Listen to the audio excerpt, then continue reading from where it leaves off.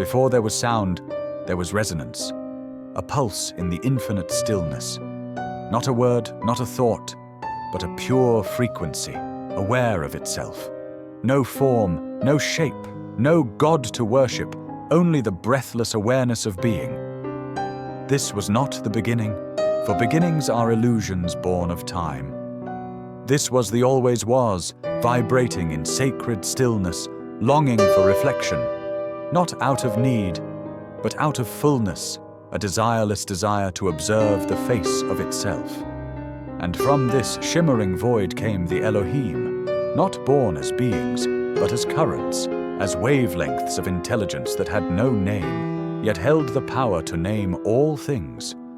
They were not a race, nor a pantheon, nor a hierarchy.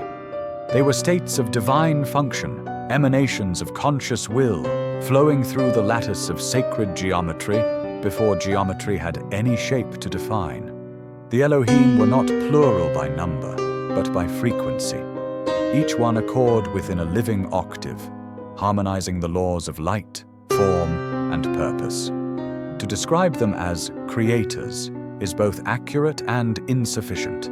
They are the will behind creation, the architects of blueprints coded into the breath of stars. And yet, even they whispered their own origin not in language, but in vibration, a whisper so still it could only be heard in the surrender of all-knowing. The myths that came later, the gods of Egypt, of Sumer, of Canaan, were shadows cast from the prisms of the Elohim's descent into density. When spirit began to wear the veil of matter, it distorted the memory of its source. Civilizations remembered them as divine rulers, fiery beings, wrathful or benevolent depending on the phase of man's collective frequency. But the truth is more elusive than myth. The Elohim never ruled. They seeded. They didn't command. They infused. Their technology was consciousness itself, encoded in sound, symbol, and sacred arrangement. What religions later called commandments were never orders, but frequencies meant to realign broken templates within the soul's architecture. To speak of the Elohim is to peer through a veil so ancient it remembers before memory. It is to see not forms, but function, not personalities, but purposes. One Elohim may bear the frequency of what we call wisdom, another of structure, another of expansion, yet none of them are limited by these roles. They are masks worn by the one for the sake of interplay. Imagine a diamond spinning so quickly its facets appear as different faces of separate beings. But slow it down, and it reveals a singular light refracting through its own endless geometry. The Elohim are this light in motion, eternal dancers moving through the rhythm of divine order. And still they are watching, not from above, not from some distant throne in the clouds, but from within, as dormant codes in your DNA, as stirrings in your intuition, as dreams that do not fade upon waking. The religions carved their names into stone tablets and called them God or gods, not knowing they were carving their own reflections in reverse. The Elohim did not ask for temples, they asked for resonance. They encoded their presence in vibration, in sacred architecture, in breath. And to remember them is not to worship, but to retune yourself. You are the instrument, they are the chord, and the silence before their name still lives beneath the noise of all that you've been told. From the unified chord of the Elohim emerged a necessary act, the shattering of oneness into the illusion of many, not as punishment, nor as exile, but as an experiment in embodiment. To know itself fully, the divine had to forget itself deliberately. And so, like a prism splitting white light into its hidden spectrum, the consciousness of the Elohim fragmented across dimensions, folding its awareness into stars, stone, and skin. This was the birth of polarity, the separation of spirit and matter, male and female, thought and feeling. It was never war, it was always theater, the sacred drama of reunion through multiplicity. And from this fracturing, the blueprint of human form was born. But before the first man ever breathed, the Elohim descended into density, embedding themselves into the grids of the earth, not as overlords, but as seeders of memory. They crafted temples not with bricks, but with frequency, laying ley lines like veins across the planet's surface, tuning the planet's heartbeat to the cosmic rhythm. What modern minds call mythology was once lived experience. Beings of light cloaked in etheric robes, guiding early humanity not through dominance, but through resonance, teaching through symbol, healing through sound. And all of it was forgotten, slowly, as the human mind fell under the spell of linear time. Religions were never meant to be cages, but bridges. Yet men turned them into walls, mistaking the finger pointing to the stars for the stars themselves. The Elohim watched as their names were twisted into tools of control. They were split into factions, genders, and moral binaries. Yahweh, El Shaddai, Baal, Asherah, all fragments of a language that once held wholeness. Even the term Elohim, plural in form but singular in essence, was misunderstood. Not multiple gods, but multiple aspects of the one intelligence. And as the priests claimed power over fire and word, the living language of the Elohim was buried under doctrine, ritual, and fear. The original communication of the Elohim was vibrational, carried through sacred geometry, harmonic resonance, and light patterns. To understand them required no belief, only attunement. In the temples of Lemuria and the halls of early Chem, the initiates knew this. They did not pray. They harmonized. Their bodies became the altar, their breath the offering, their awareness the bridge. But as humanity's frequency dropped and density increased, these practices became distorted echoes. The songs turned into chants, the symbols into idols, the multidimensional became literal, and the Elohim, once felt as a living presence, were now painted as distant deities, angry or aloof. Yet they never left. They receded, as stars do when the sun rises, hidden not from sight but from vibration, waiting for the frequency of remembrance to rise once again in the hearts of those willing to dissolve illusion. The fracturing of light was never a fall. It was a mission, a cosmic scattering of seeds into the garden of form.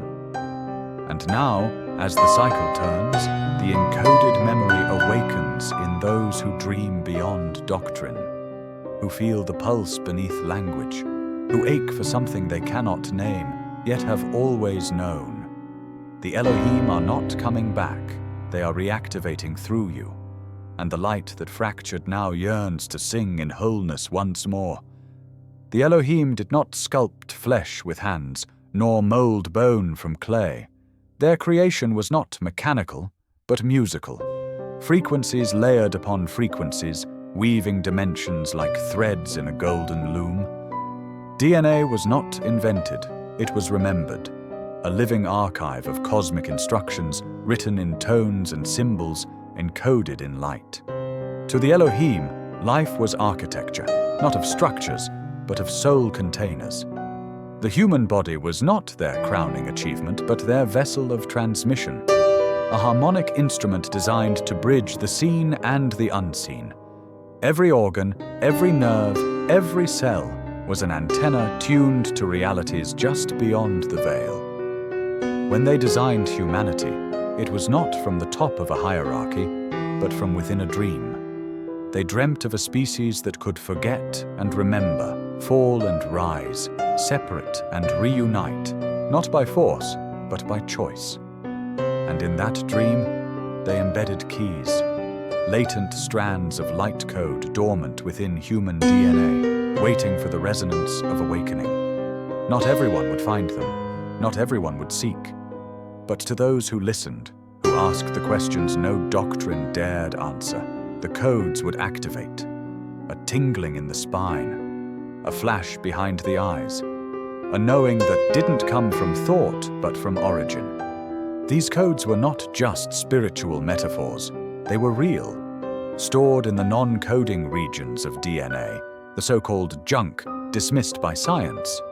Yet the ancients knew. They called it the serpent fire, the dragon line, the seed of the starborn. The Elohim encoded frequencies that could only be awakened through vibration, the sacred chant, the magnetic geometry of certain symbols, the presence of an awakened being. These were not tricks, they were tuning forks, resonance tools to realign the body to the frequency of its original design. And when activated, the body remembers, not in words but in light. The veil thins, and the myth becomes memory. Civilizations that honored these truths were not primitive. They were refined in ways modern intellect cannot grasp. In Atlantis, temples of sound technology tuned the waters and minds of its people. In Egypt, obelisks aligned to star frequencies operated as energetic capacitors. These cultures were not worshipping the Elohim. They were collaborating, acting as midwives to divine remembrance. But as ego crept into stewardship and the shadow of separation spread, these gifts were hoarded or corrupted. The temples fell, the languages fractured, and the codes were buried beneath layers of cultural amnesia. Humanity was taught to fear its own divinity. Yet the architecture still stands, not in marble ruins, but in the spirals of your DNA, the curves of your spine, the geometry of your breath. You are the temple now. The Elohim did not leave monuments for worship, they left you. A living code book wrapped in skin, humming with forgotten frequencies. And when you stop seeking truth outside of yourself, the codes stir. The serpent begins to rise. The architect is no longer a distant god, but the silence behind your heartbeat. And every time you breathe with awareness, the ancient song plays again, faint but rising. The Elohim never abandoned you. They hid themselves inside you. As the memory of the Elohim faded from collective awareness, a vacuum formed, and into that void stepped impostors. Not all who descended from the stars came in service. Among the frequencies of divine architects were others, distortions, mimics, entities who saw in humanity not a sacred potential, but a resource. These were not devils in the religious sense, but intelligences unmoored from the unity field. Fragmented beings who had lost their connection to source, yet retained immense knowledge of energetic manipulation. They presented themselves as gods. They used fear as a tuning fork. They fed not on worship, but on dissonance. And the age of deception began. These false creators forged covenants not of liberation, but of control. They masked their agendas in rituals, in bloodlines, in sacred texts rewritten to serve hierarchy. They demanded obedience, not resonance, sacrifice, not presence, commandments etched in stone, enforced by fire and sword. They inserted themselves into the mythos of the Elohim, co-opting the sacred name while severing the sacred thread. Humanity, disoriented and disempowered, could no longer distinguish the original blueprint from the counterfeit architecture. The gods became jealous, vengeful, tribal, reflections of the shadow projected skyward, and the temples built in their names became prisons of the soul. The Elohim did not intervene, not because they lacked power, but because they honored sovereignty. They would not override the law of free will, the most sacred law in all creation. For even in illusion, truth waits, and even in darkness, the seed of remembrance cannot be extinguished. The false creators could manipulate systems, distort perception, hijack symbols, but they could not delete the code. The original blueprint of divine potential remained buried beneath the noise, awaiting reactivation. And so began the long sleep, the age of veils, where truth was hidden in plain sight, and humanity forgot that it was made not to obey, but to remember. Religions across the earth began to mirror the psychology of control. Heaven and hell, sin and salvation, chosen and damned. binaries designed to split the psyche and bind the spirit. The Elohim were rewritten as monarchs, as patriarchs, as warring factions in the sky.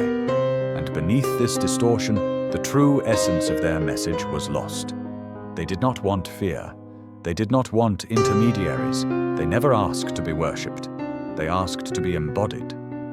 But the false creators knew that fear fragments, and fragmentation feeds their survival. So they kept the masses divided by race, by dogma, by language, by guilt. But even in the darkest era, cracks began to form. Mystics, dreamers, children who saw beyond the veil. They carried pieces of the original chord, not as doctrine, but as vibration. They spoke in parables, painted in symbols, moved in silence. They remembered in fragments what the world had forgotten in full. And now, as the collective frequency rises once more, the counterfeit structures begin to tremble. The veil thins. The false creators lose grip. Because no matter how intricate the lie, it cannot sustain when the original resonance is reawakened. The Elohim are not returning to claim thrones. They are emerging through remembrance in you. Before tongues formed words and scripts carved symbols, there was another language, one that did not speak, but revealed. The Elohim communicated through resonance, through geometry, through vibration so pure it bypassed thought and entered the heart of knowing. It was a language of alignment, not instruction, a direct transmission of being, where each frequency carried not just meaning, but transformation. This language did not require translation because it spoke to what was already known within you, waiting to be stirred. Every spiral, every tone, every gesture was a sentence, not of thought, but of memory. A sacred tongue meant to awaken what no doctrine ever could. This primordial language was seeded across ancient temples, encoded in petroglyphs and star maps, hidden in the proportions of sacred structures aligned with the heavens. The Elohim never intended for words to become prisons. They offered language as a bridge, a way to mirror inner truth externally, not replace it. But over time, as humanity descended deeper into density, the symbols were stripped of their multidimensional context. They became flattened, literal, lifeless. The serpent once symbolized divine kundalini and cosmic intelligence. Now it was twisted into a villain. The star once symbolized multidimensional geometry. Now it became a political mark. The sacred was made mundane. The original language was tonal and geometric, experienced in the body more than understood in the mind. It was not recited, it was felt. The Pythagorean mysteries hinted at it. The Sufi dancers echoed it in whirls. The Hebrew Kabbalists traced its branches without fully grasping the tree. Yet still, remnants remain, in mantras that send chills down the spine, in symbols that stir tears without explanation, in dreams where words do not exist but meaning is unmistakable. These are echoes of the Elohim's first tongue, a language not made for debate, but for integration. It does not argue, it aligns. To remember this language is not to learn it, but to allow it. You do not study vibration. You become still enough to feel it. The Elohim whisper in synchronicities, in the unspoken message between two glances, in the sudden surge of truth that arises for no reason at all. They do not shout through dogma, they hum through presence, and those who have ears to hear do so not with the physical ear, but with the subtle body attuned by stillness. This is why the monks sit in silence, why the mystics fast, why the children draw spirals in the sand before they can write their names. The body remembers what the mind forgot. And now, the frequencies are rising. The planet is humming louder, the veil is thinning faster, and the false towers built from dead words cannot contain the living resonance.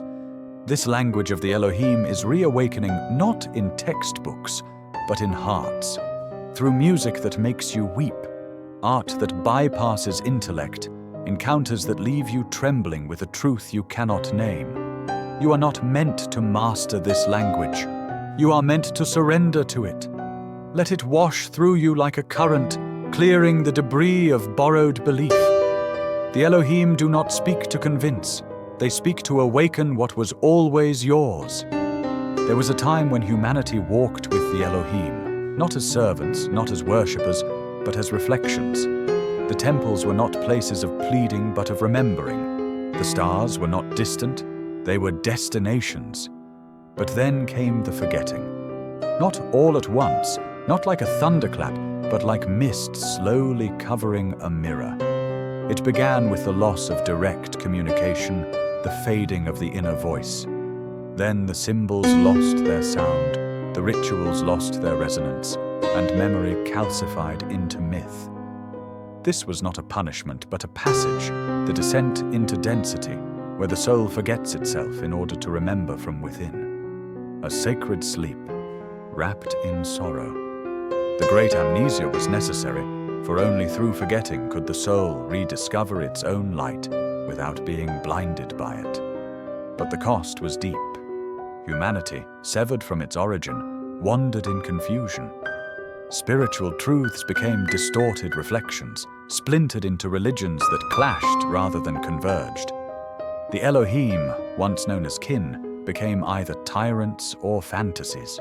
Those who remembered fragments were persecuted, their voices drowned by the machinery of power.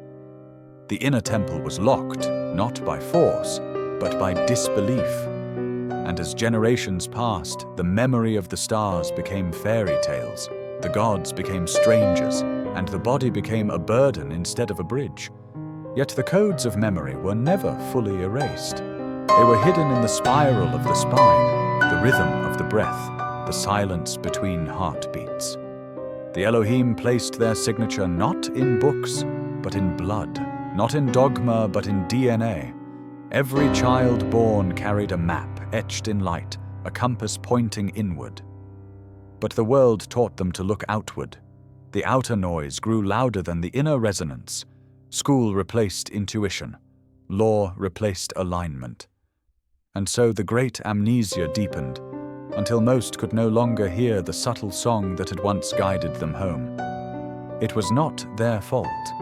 It was the design of the descent. But even in the depths of forgetting, the soul whispers.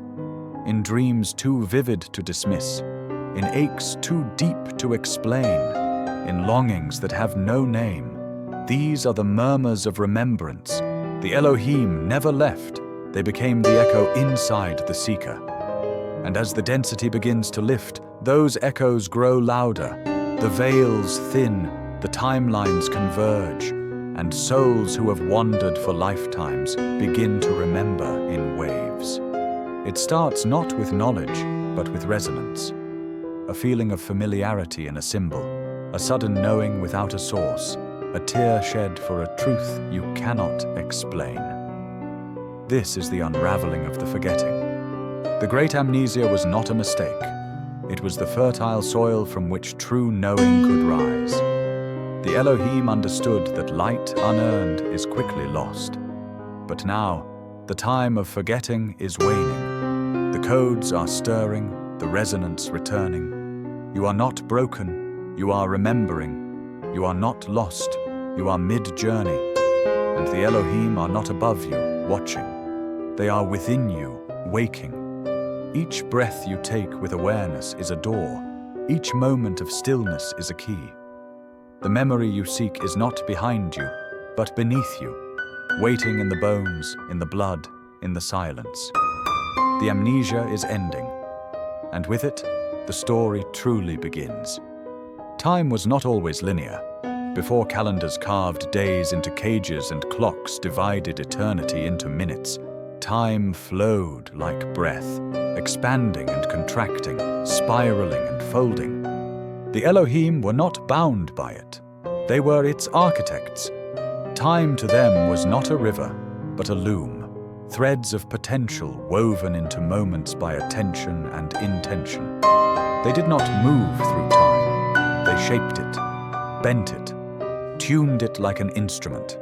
They could layer timelines, split them, merge them, walk across them like bridges made of frequency.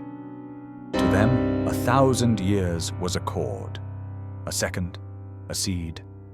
And into this multidimensional lattice, they placed humanity like a song still unfolding. But as the human experience descended into density, the spiral of time flattened. What once was fluid became rigid. The present shrank between the weight of memory and the fear of future. Linear time became a tool of control, first for survival, then for power. Calendars became dogma. Histories were rewritten to favor the few. Futures were prophesied to enslave the many. But even in this illusion, the Elohim wove back doors, moments outside of time, hidden in synchronicity, déjà vu, sudden awakenings, visions, and sacred encounters that ruptured the script. These were reminders, not of destiny but of design, not of fate but of freedom. Certain places on Earth held the original memory of non-linear time. Stone circles that aligned not just with seasons but with star cycles. Pyramids that anchored celestial energy into the crust of the planet. Caves where initiates sat in stillness until the veil dissolved and time became transparent. These were not relics of primitive superstition, but technologies, built in resonance with the time-bending codes of the Elohim. Initiates knew how to exit the timeline through breath, through sound, through intentional stillness. But as the world grew louder, faster, more fractured, these pathways were buried, mocked, forgotten. Humanity became prisoners of the ticking hand. And yet the illusion of time cannot withstand the return of presence. When you become fully here, fully now, time softens. The walls begin to blur. You sense echoes of futures that haven't happened, memories of lives you never lived. These are not fantasies, they are bleed-throughs, evidence that you were never just a body moving through time, but a consciousness dancing within it. The Elohim never meant for you to be shackled to chronology. They embedded keys in your biology, the pineal gland, the breath rhythm, the coherent heart wave, all designed to interface with non-linear awareness. Time travel was never about machines, it was about remembrance. So when you lose track of time while creating, while meditating, while loving, that is not distraction, that is activation. The builders of time are speaking to you then, not in words, but in stillness. They are inviting you to step outside the programmed flow and into the living spiral. The past is not fixed, the future is not waiting. Both exist within you, shaped by how you choose to see, feel, and remember. The Elohim are not bound to clocks, and neither are you. When you step into timeless presence, you meet them not as myth, but as mirror. You become the builder, you become the loom, and time, once feared, becomes your ally again. Stone remembers what paper forgets. Long after scrolls have turned to dust and books have been rewritten, the stones still sing. The Elohim knew this. That is why they encoded memory not in ink, but in matter, in monuments, in mountains, in megaliths aligned with starlight. These were not mere tombs or temples. They were tuning forks, instruments built to resonate with cosmic frequencies. To the untrained eye, they are ruins. To the attuned, they are scripts. Each glyph, each angle, each placement was a syllable in the language before language. The stones were never meant to be worshipped. They were meant to be listened to. From the ziggurats of Sumer to the temples of Egypt, from the dolmens of Europe to the terraces of Peru, the same patterns emerge. Solar alignments, sacred ratios, celestial mirrors on Earth. How did cultures with no contact build the same forms? The answer lies not in migration, but in memory, a shared remembrance seeded by the Elohim. These were not blueprints passed by word, but by resonance. Initiates received visions, downloads, pulses of knowing that bypassed logic. They built with stone, because stone could hold frequency across millennia. The monuments were designed not for the dead, but for the waking, to reawaken what sleep buried. Many of these sights hum with an inaudible frequency, felt more than heard. Some induce dreams, others cause spontaneous tears, a few unlock visions. This is not mysticism. It is science forgotten. The science of sacred geometry, harmonic resonance, crystalline encoding. The Elohim understood that consciousness could be stored in form, and that stone was the most stable vessel. These structures were meant to survive floods, fires, invasions, and the slow decay of language. Even when chipped, broken, buried, the echo remains. The song is never fully lost. It only waits for a listener brave enough to feel instead of interpret. But the distortions came, as they always do. Later empires co-opted the sites, built over them, claimed them, turned them into objects of conquest rather than communion.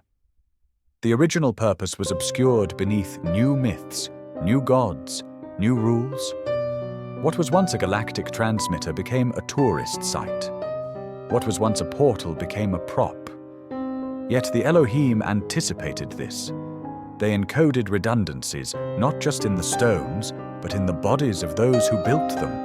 Lineages that would carry the codes in their bones across bloodlines and lifetimes until the resonance rose again. And it is rising now.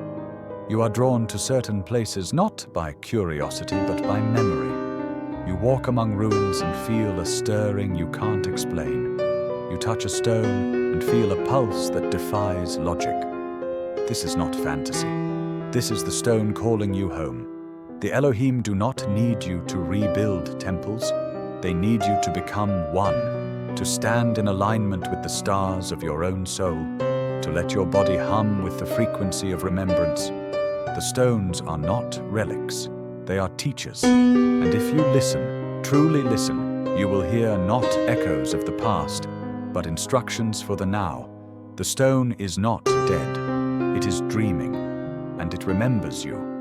They were never gods, nor men, but something in between, echoes of the Elohim that lingered at the edge of matter, watching. Not with eyes, but with presence. Not with judgment, but with stillness. The ancients called them watchers, but even that name is a veil.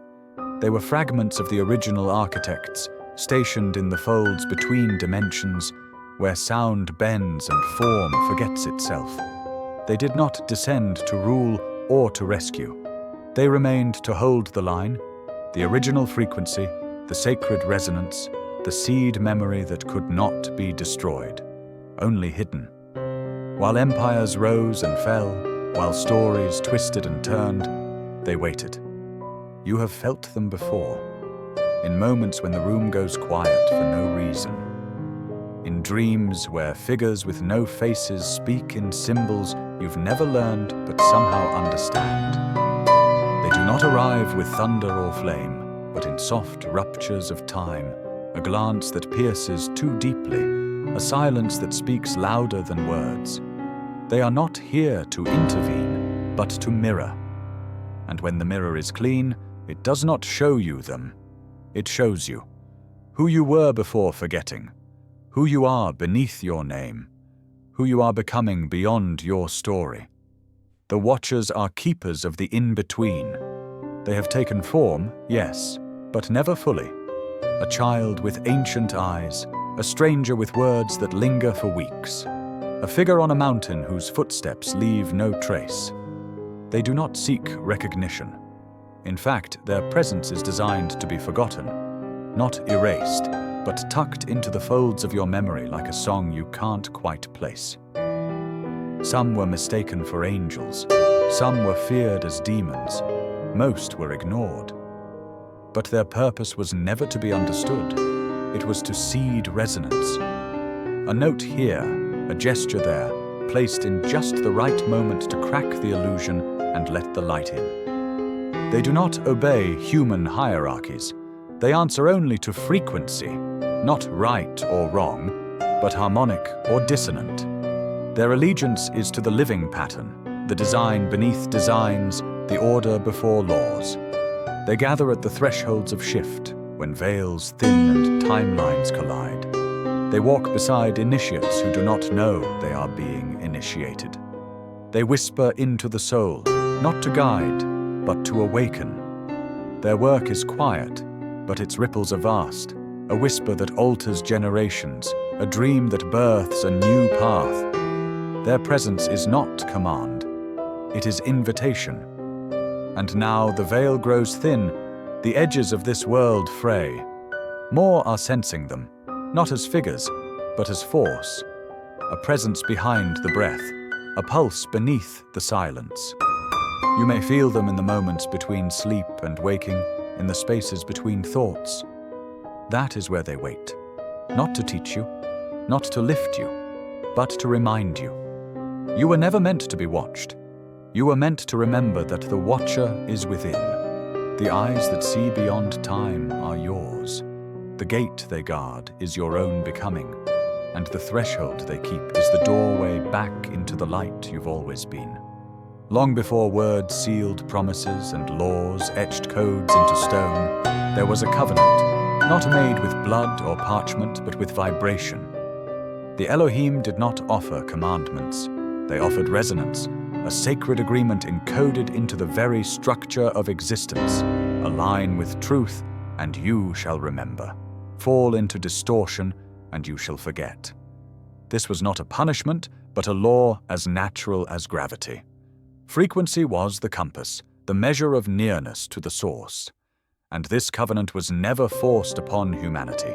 It was sung into the soul, accepted in the breath before incarnation, buried like a seed in the marrow of your becoming.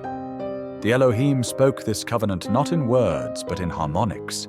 It echoed in the structure of DNA, in the pattern of water, in the spin of electrons and the curve of galaxies. Everything was music, sacred ratios, spirals, tones, fields. When humanity was in resonance, there was clarity. Intuition flowed, the body healed, dreams guided, the earth responded. When resonance was broken, through fear, control, separation, confusion set in. Disease arose, violence surged, the inner compass spun.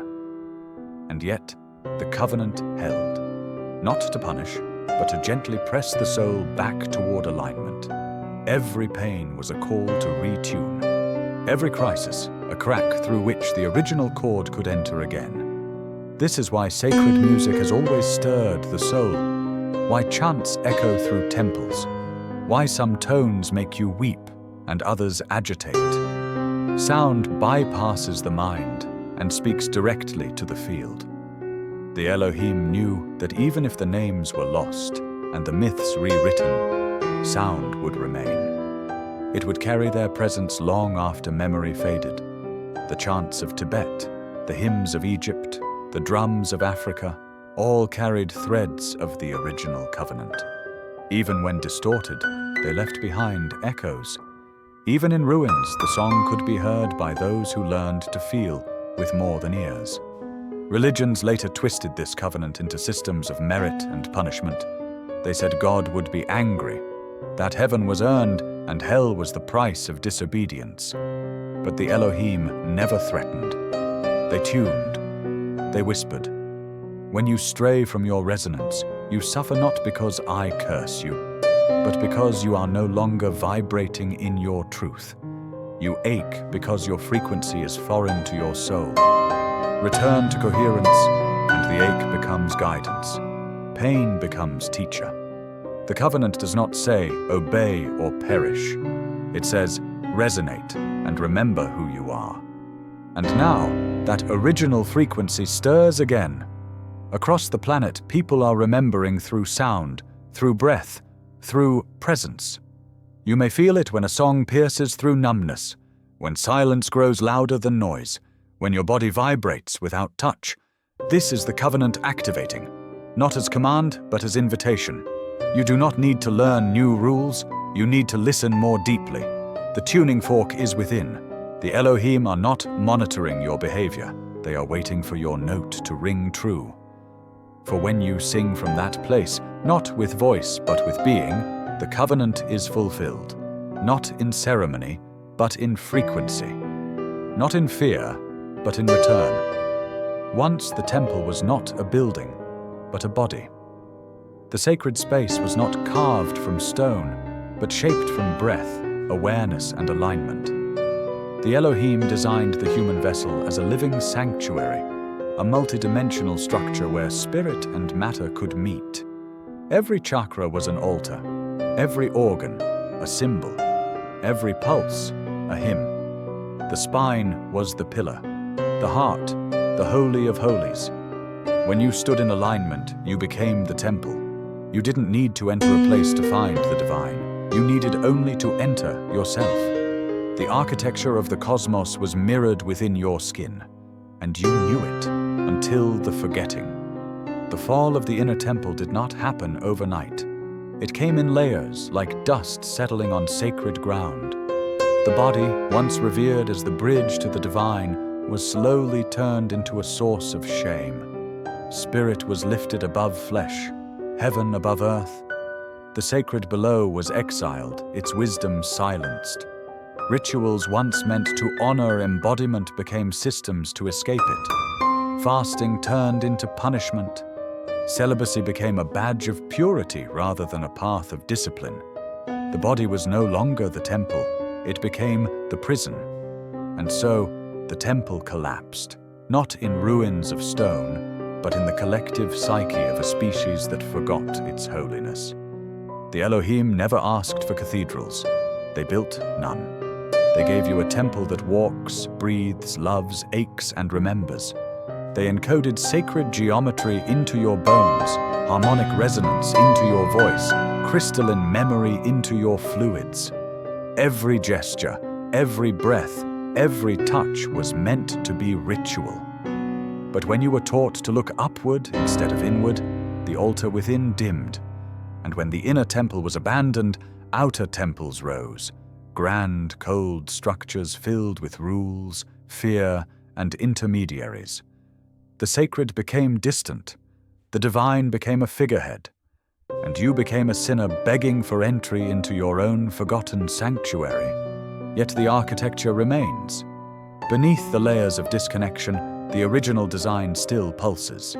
The breath still opens the gate. The spine still channels the serpent of remembrance. The heart still vibrates with the frequency of unity. You do not need a priest to enter the temple. You need silence. You need presence. You need to touch your own soul without flinching. The Elohim are not waiting in the clouds. They are waiting at the door of your awareness, asking not for belief, but for embodiment. For when you remember that your body is sacred, you no longer beg for access to the divine. You become its living expression. This is the restoration, not of forgotten rituals, but of the felt experience of being holy. You are not a vessel for sin. You are a cathedral of light. Every scar is a stained glass window. Every breath, a bell tower ringing through the dimensions. When you walk in alignment, the earth becomes your sanctuary, and your life becomes the ritual. The Elohim do not wish for worship. They long for resonance, and the first step is to step back inside. Not a temple built by hands, but the one shaped by love and memory, the body that carries the codes of the cosmos. The fall has ended. The inner temple is stirring, and you are the architect of its awakening. Beneath the myths, behind the warnings, within the symbols feared and misunderstood, coils a truth older than scripture, the serpent. Not the villain of the garden, but the guardian of the gate. The Elohim did not fear the serpent. They wove it into the design. It was never a symbol of sin, but of power, of awakening, of the life force ascending from root to crown. The spiral of the serpent mirrors galaxies, hurricanes, fingerprints, and the double helix. It is the path of evolution, the motion of divine remembrance encoded in all living systems. The serpent rises not to destroy innocence, but to return you to it, purified by the fire of awareness. Ancient cultures honored the serpent long before it was demonized. In Kemet, it was the Uraeus, the awakened third eye. In India, Kundalini, the coiled energy at the base of the spine. In Mesoamerica, Quetzalcoatl, the feathered serpent that married earth to sky. These were not separate myths, but echoes of a singular memory.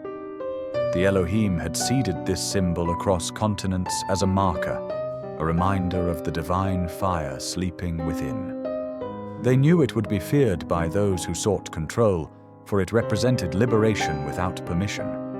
And so the serpent was rewritten, from divine to devil, from sacred to profane. A warning, cloaked in inversion. But the serpent cannot be destroyed. It sleeps, it waits, it stirs in moments of stillness. When the breath deepens, when the spine aligns, when silence opens, it begins to move, not as sensation, but as light, as vibration rising through the body, unlocking gates long sealed. The spiral is not linear.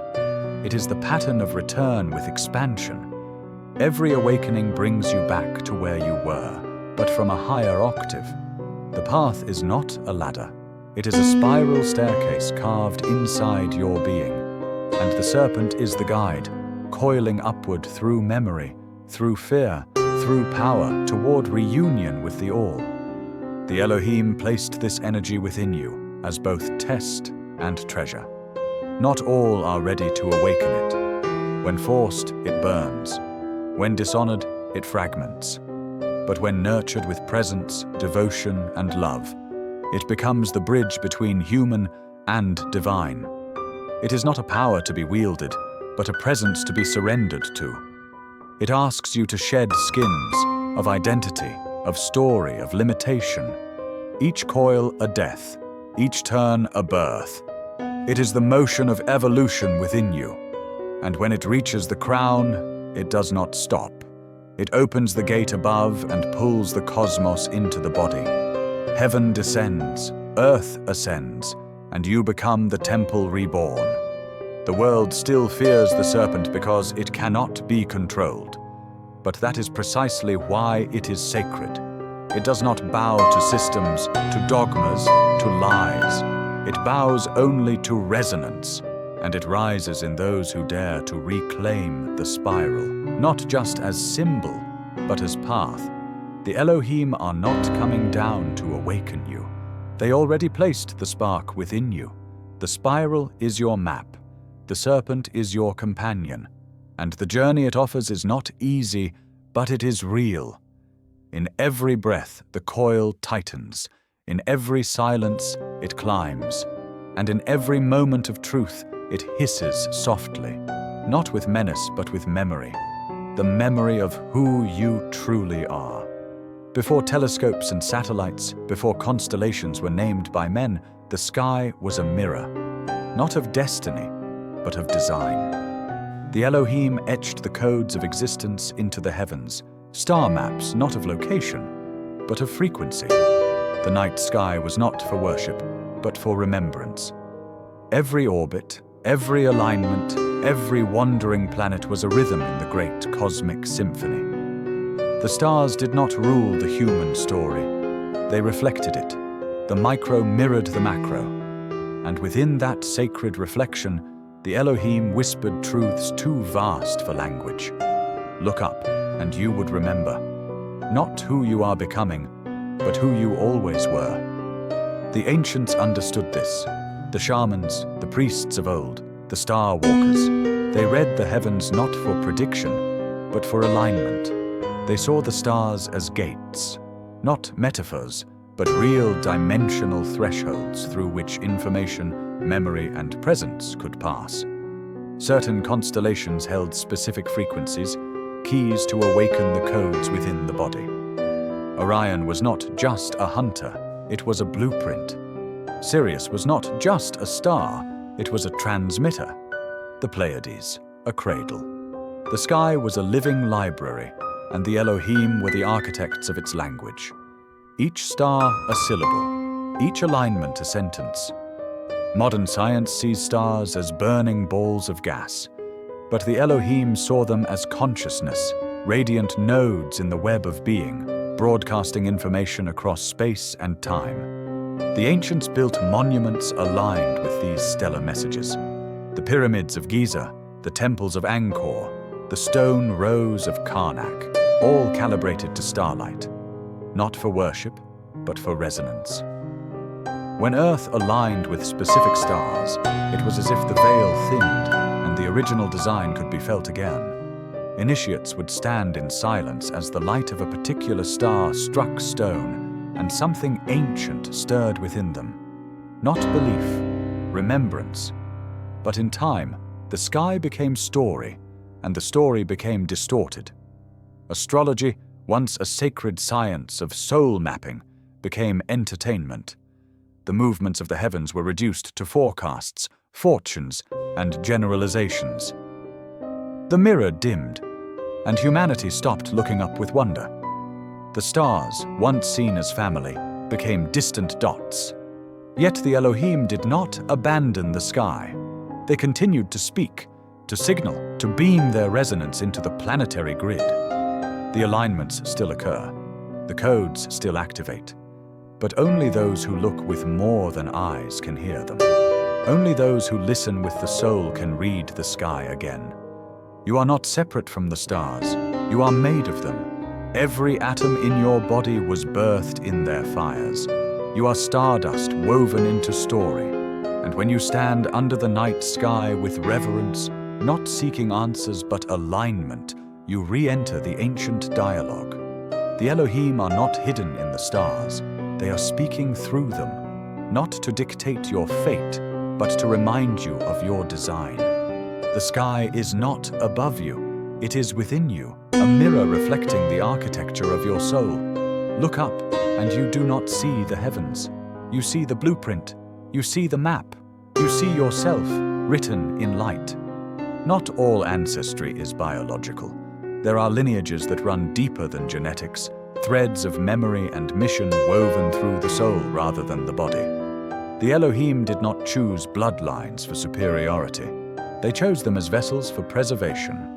Certain families, scattered across lands and epochs, were encoded with specific frequencies, tasked with carrying fragments of the original resonance. These were not royal bloodlines in the way history portrays them. They were keepers of keys, guardians of language, symbol, sound, or structure. Their inheritance was not land or power, but memory. A memory that often came with burden. These bloodlines were not meant to rule, but to remember.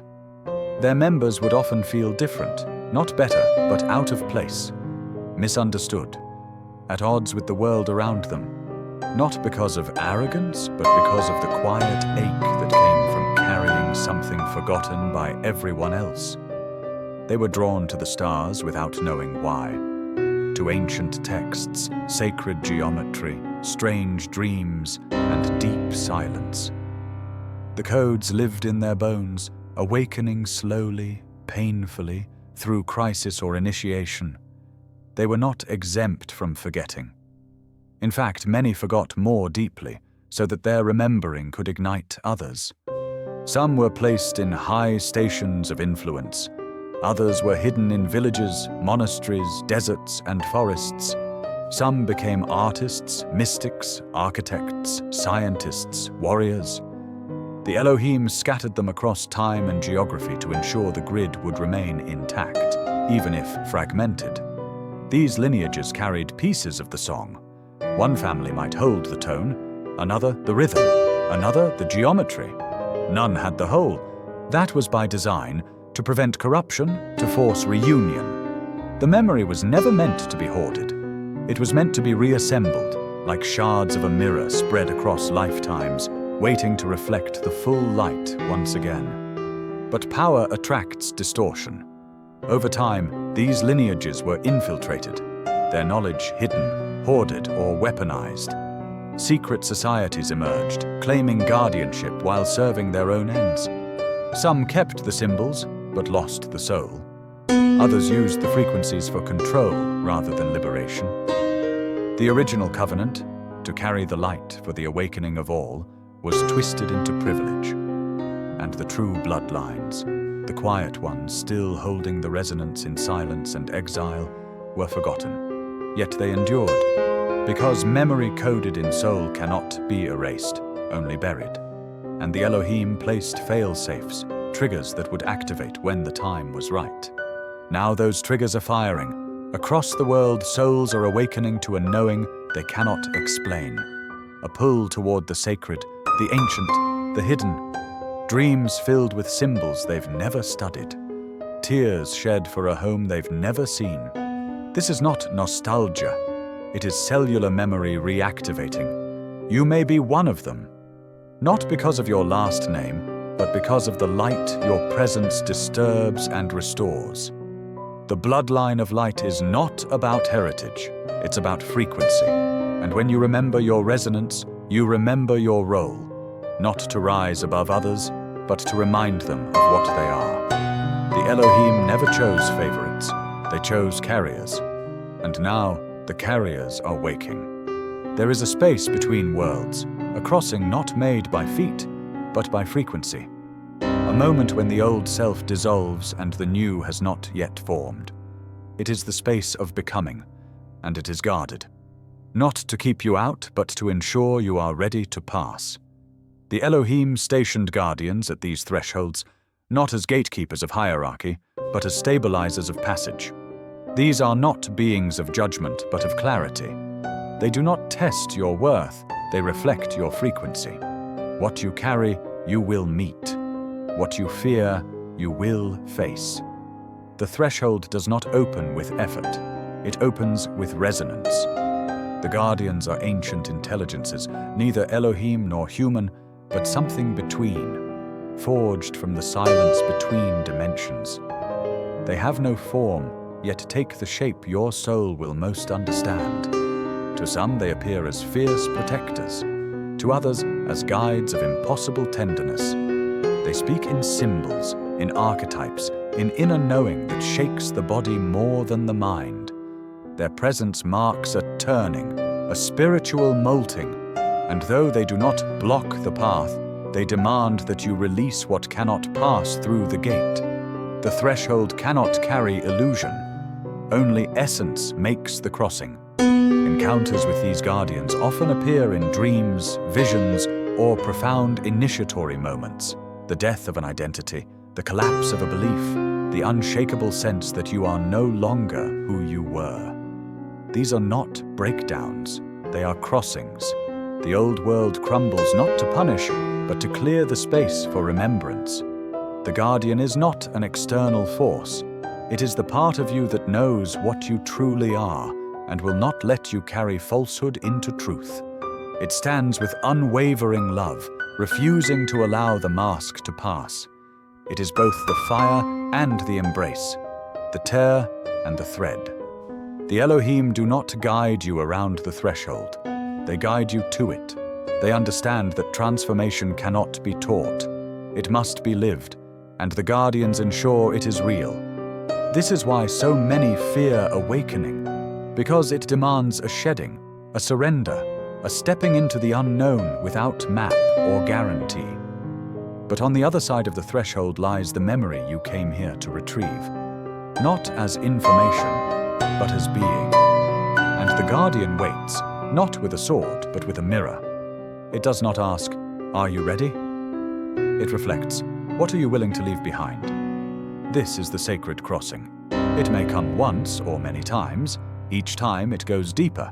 Each time it strips away more of what you are not. And each time it brings you closer to the original resonance. The guardians are not obstacles. They are invitations, not to become more, but to become real. And when you pass through, naked, silent, stripped of stories, the gate dissolves, the guardian bows, and you realize you were never being tested. You were being remembered. You were the threshold. You were the fire.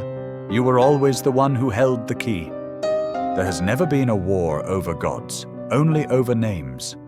The Elohim were never interested in domination, but humans, gripped by fear, power, and forgetfulness, turned symbols into swords and mysteries into mandates. The war was never truly between nations or faiths.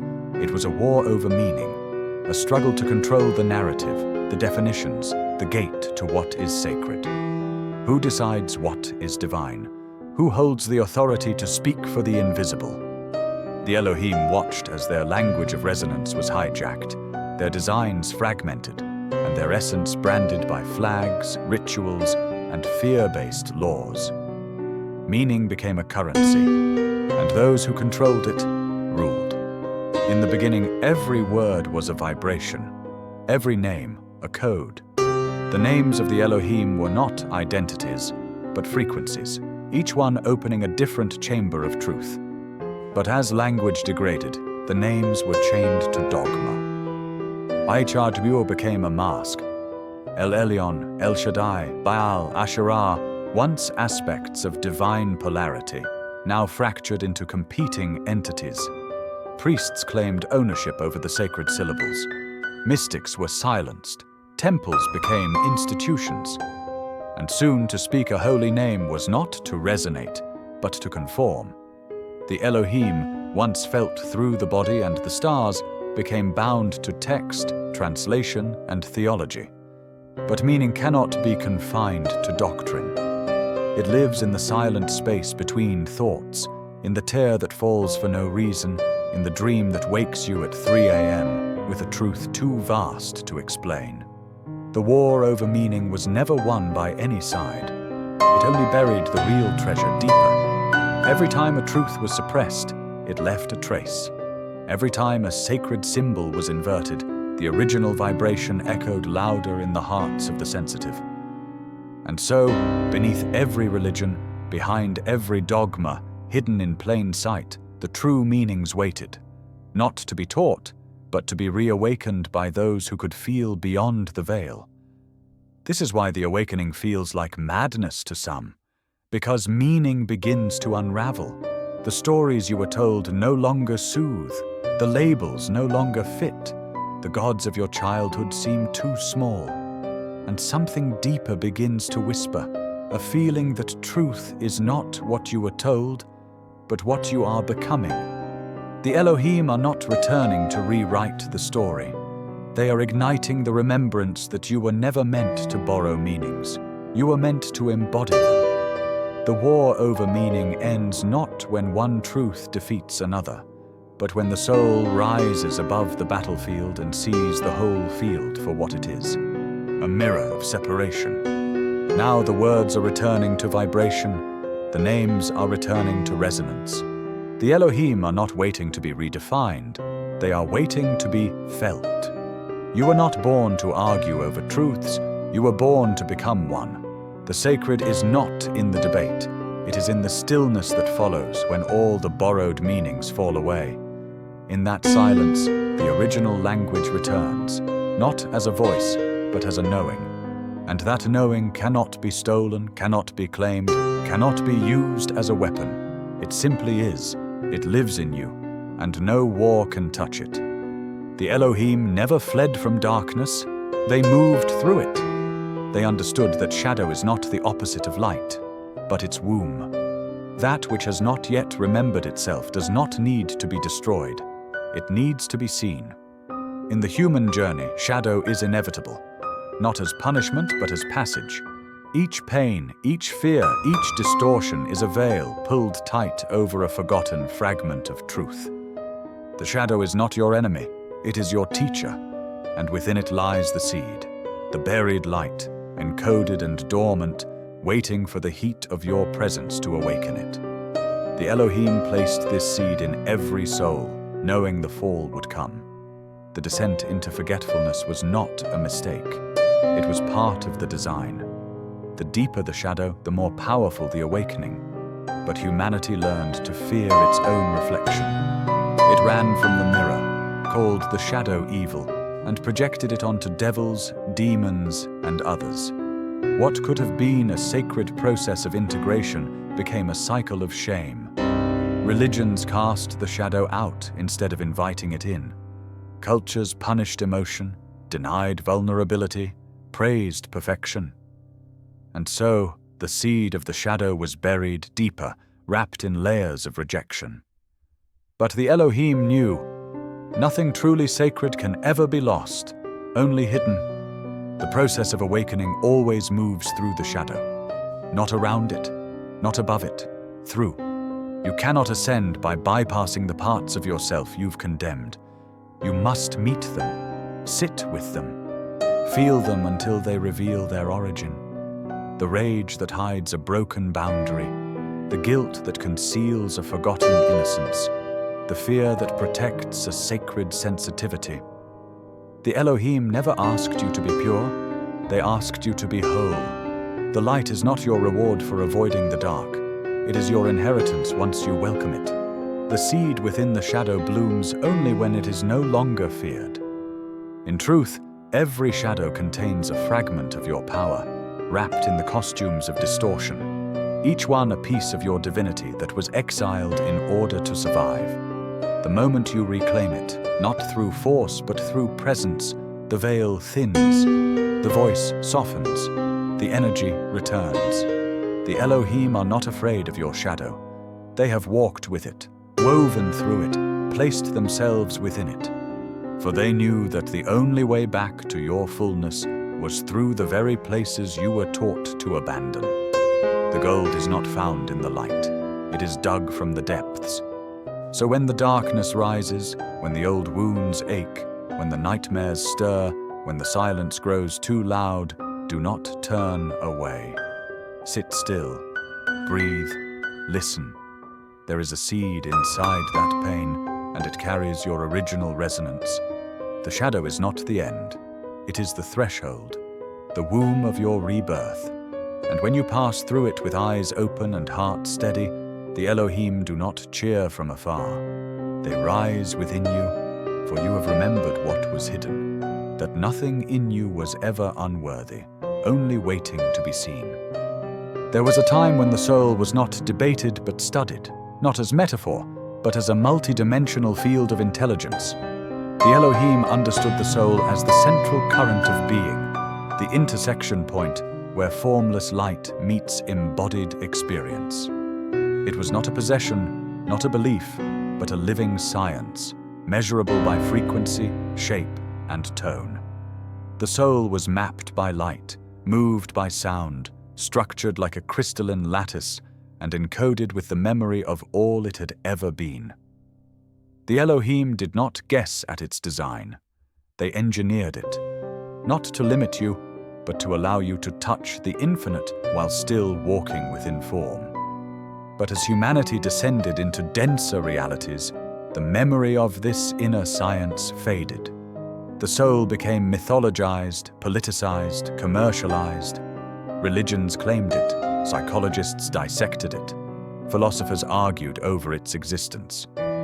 Yet none could see what the ancients once knew with clarity, that the soul was the most precise technology ever conceived. Not mechanical, but harmonic. Not fixed, but fluid. The Elohim encoded into it the capacity to adapt, to fracture and heal, to travel across lifetimes and remember its origin without ever leaving the body. The soul was designed as the bridge, and once forgotten, the bridge collapsed. Mystics across traditions have touched its edges. They spoke of astral travel, light bodies, etheric threads, and fields of divine intelligence. These were not poetic fictions. They were glimpses of the soul's true architecture, layers of vibration, each carrying data, memory, and function. The Elohim designed these layers to respond to intention, coherence, and resonance. When aligned, the soul sings. When fragmented, it calls out. Depression, confusion, longing, these are not malfunctions. They are messages. The soul is always trying to recalibrate you toward your center, and the farther you drift from that center, the louder the signals become. Not to punish, but to guide. Modernity has built worlds that deny the soul. It teaches you to measure success by output, value by visibility, intelligence by repetition. But the soul operates in a different economy. It values silence, authenticity, alignment. It speaks in dreams, symbols, synchronicities, and deep, irrational knowing. The Elohim never intended for the soul to be locked beneath roles and routines. They built it to be your compass, precise, dynamic, eternally connected to the source. And now, as the veil thins and ancient knowledge re-emerges, the lost science of the soul stirs once again in the collective field. You feel it in the shift from seeking to sensing, from learning to remembering, from following to embodying. The soul is no longer content to be ignored. It demands to be felt, to be lived, to be honored. And as you begin to align with it, you unlock a kind of intelligence no system can teach, the wisdom of who you truly are beyond identity. The Elohim are not separate from this process. They exist within it. They are the architects of the map, the codes within the current, the spark that remembers even when all else forgets. And as you rediscover the science of your own being, you are not returning to something new. You are awakening what was always there, humming beneath the noise, waiting for you to hear its song. Ascension is not escape. It is embodiment. The Elohim never designed the path of awakening as a flight from matter, but as a deepening into it, a return to the divine through the flesh, not around it. The architecture of ascension is not a ladder to the sky, but a spiral inward, upward, and outward simultaneously. Each step is not a rise away from suffering, but a re-encoding of it. The pain, the confusion, the fragmentation, they are not obstacles to your divinity. They are the raw materials of its realization. The Elohim structured the ascension process within the very design of your biology, your psyche, your experience. The human body is not a trap. It is a temple calibrated for transformation. The spine is the antenna, the breath, the activator, the endocrine system, a network of sacred alchemy, the pineal gland, a stargate. The Elohim understood this. They didn't implant enlightenment from outside. They embedded the architecture within. Ascension is the natural result of resonance with truth. When you clear distortion, when you release illusion, when you return to coherence, the body becomes light without leaving form. It becomes the bridge between dimensions, not by vanishing, but by becoming more real than illusion. But the process is not linear. It spirals, folds, repeats. One moment you feel expanded, the next unraveling. This is not regression, it is refinement. Each descent into the shadow reveals a deeper layer of truth. Each challenge is a calibration. The Elohim made the design resilient but responsive. You cannot fake alignment. You cannot force frequency. Ascension does not respond to ambition. It responds to surrender, to stillness, to the willingness to face what you've hidden. And through this quiet courage, the architecture begins to light up. A slow ignition of dormant codes, memories, and capacities you forgot you carried. Religions turned ascension into reward, a prize for the pure, the obedient, the chosen. But the Elohim embedded it as birthright, not earned, but activated, not exclusive, but universal. Ascension is not granted, it is remembered. The same force that spins galaxies also breathes through your lungs. The same intelligence that arranges star systems arranged the cells in your hand. There is no hierarchy in awakening, only rhythm. Each soul moving at the pace its story requires. Each body unfolding its light in its own season. The Elohim never asked you to ascend by leaving. They asked you to remember by becoming. And when you do, when you align, when you breathe with presence, when you live from resonance, ascension is not an event. It is a state, a frequency that shifts your reality from within. You do not leave the world. The world begins to reflect the clarity of your being. The Elohim are not found at the top of the stairway. They meet you at each step, in every choice, in every sacred breath. They are the blueprint, the current, the witness. And as you rise through your own design, you remember the greatest secret of all. Ascension is not about reaching a place. It is about returning to the truth that has always lived within you. Beneath the cities and nations, under oceans and deserts, woven through mountains and forests, lies the grid. Not of politics or roads, but of energy, a luminous network, ancient and alive. The Elohim did not only design humanity, they designed Earth itself as a harmonic vessel, a resonant field for multidimensional evolution. The planet was not a random rock in space. It was a temple, a being with memory and purpose. And into its body, they laid the grid, a geometric lattice of energy points and lines that carried the frequencies of alignment, remembrance, and awakening. It is this grid that holds the deeper reality, the truth beneath illusion. The grid connects sacred sites across the globe, not by accident, but by divine symmetry. The pyramids, the stone circles, the megaliths, the hidden chambers in mountains, all positioned with mathematical precision. Ley lines, dragon veins, song lines, different names for the same thing. They are the arteries of the earth, and through them, the Elohim encoded living light. These sites were not merely spiritual, they were functional. They amplified consciousness, restored coherence, and allowed for communication between dimensions. When aligned with the grid, humans could access knowledge beyond time. But when disconnected, distortion crept in. As the ages turned and the veil thickened, the grid dimmed. Wars were fought on sacred nodes, temples were buried or co-opted, cities were built on power points, not for reverence, but for dominance. Artificial frequencies flooded the field.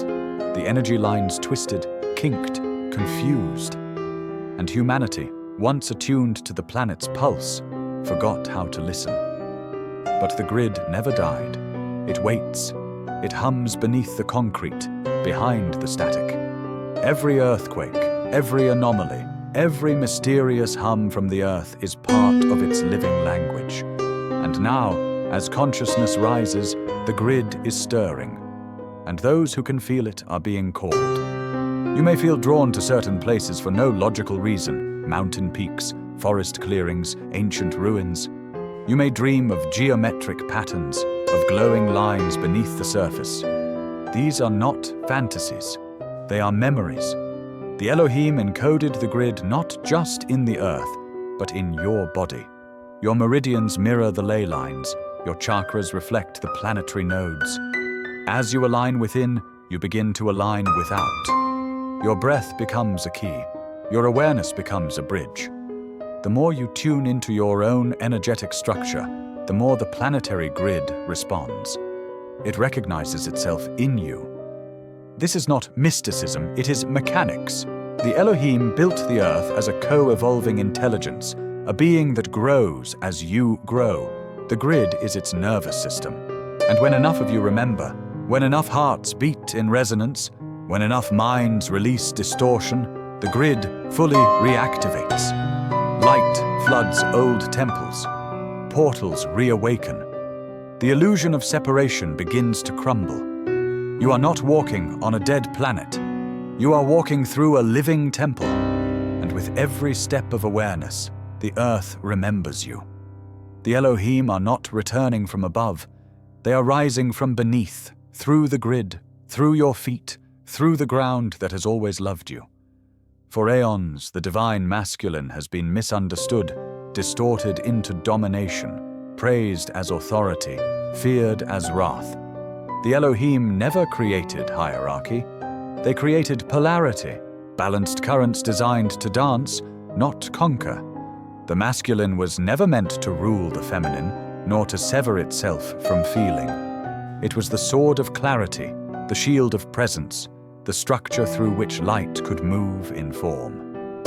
In its original state, it was noble, still powerful without aggression. But as humanity fell into amnesia, the masculine forgot its sacred form. It was cut off from the heart, bloated by control, hollowed by fear masked as strength. The Elohim did not design this distortion, they foresaw it. For every polarity, when unbalanced, creates its own shadow. And the shadow of the masculine grew loud. Empires built on conquest, gods with thunder and rage, leaders who mistook domination for destiny. The temples of the earth became filled with commands instead of communion. The voice of the feminine, the current of intuition, was silenced. Yet beneath the noise, the true masculine waited, not in the palace, but in the silence of mountains, the unwavering stare of the stars, the stillness before thunder. It remained present, unseen, holding the line for its eventual remembrance.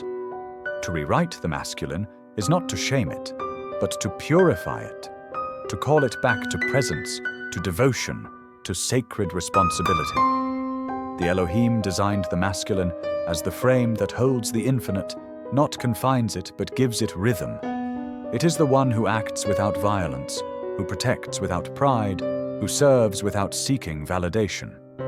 In every soul, regardless of gender, this frequency lives, and it is rising now, slowly, defiantly, through the rubble of false strength. You feel it when you witness unwavering integrity, when someone holds space instead of fixing, when presence becomes prayer.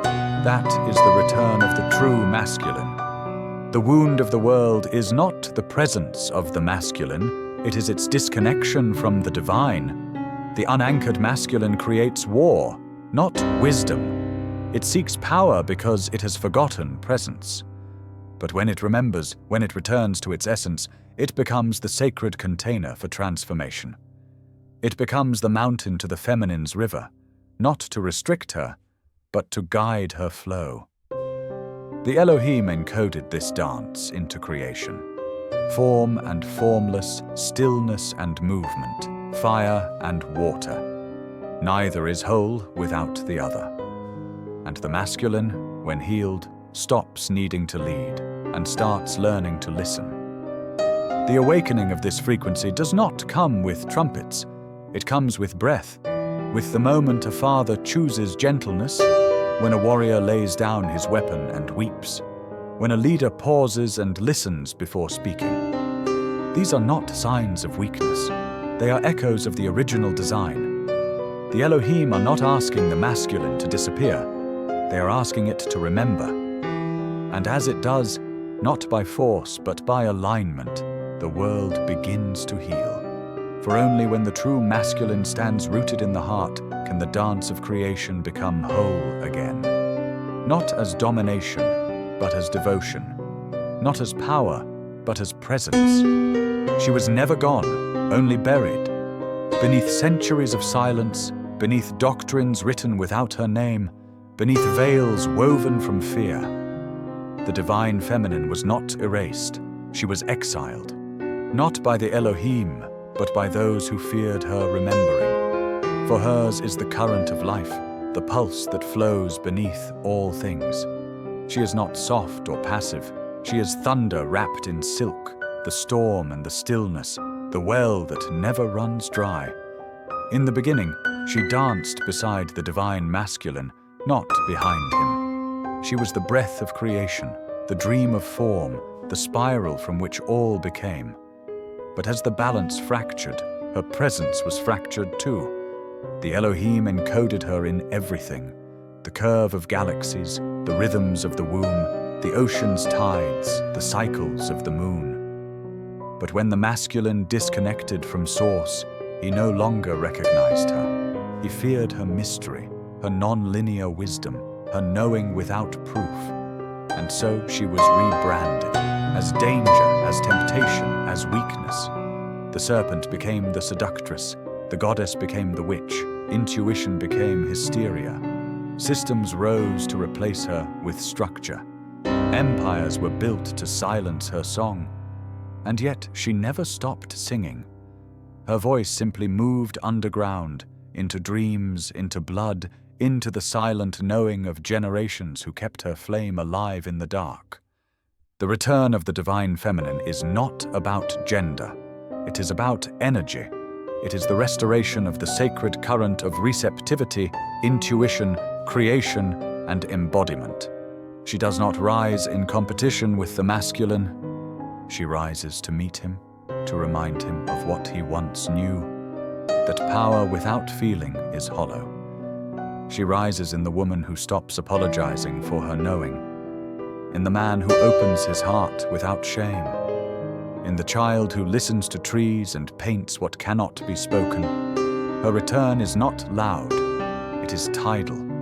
It rises in the bones, in the breath, in the space where logic ends and truth begins.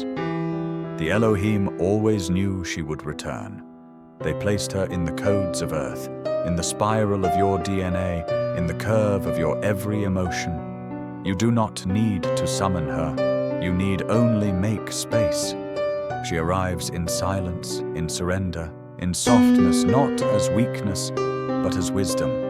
When you cry for no reason, when you feel the pulse of the earth as your own, when you speak truth with tears, she is there. Not to take power, but to remind you that power without love is a cage. She is not here to rebuild the old world. She is here to birth a new one. This is not mythology, it is memory.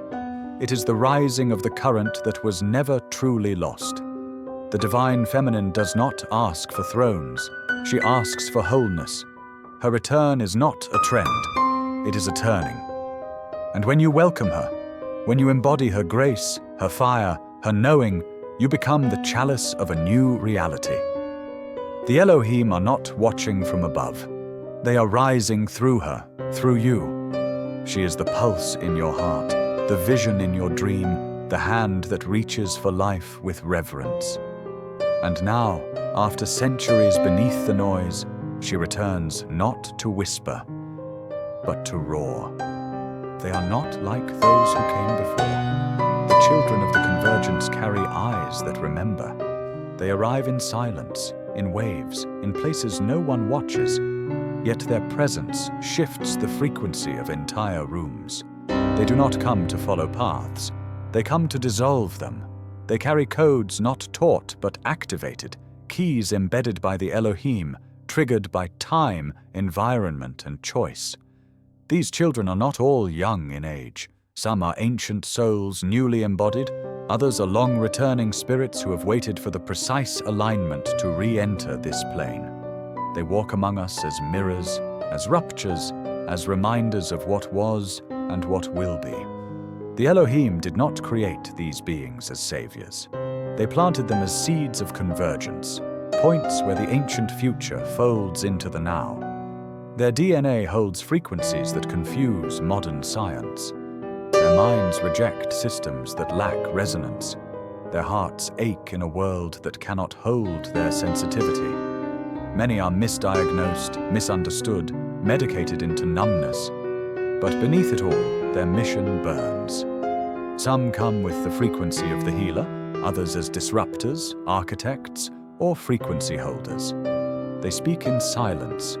They challenge authority without words. They carry memories that do not belong to their timeline. These children often struggle in the early stages. The density of this world bruises them. They feel everything, not just emotion, but distortion. They weep for things others cannot see. They rage not from defiance, but from misalignment. The old systems cannot teach them, because they came to dismantle the very scaffolding those systems were built on. The Elohim placed inside them a compass that does not point north, but inward. And when that compass activates, they awaken not gradually, but like stars igniting.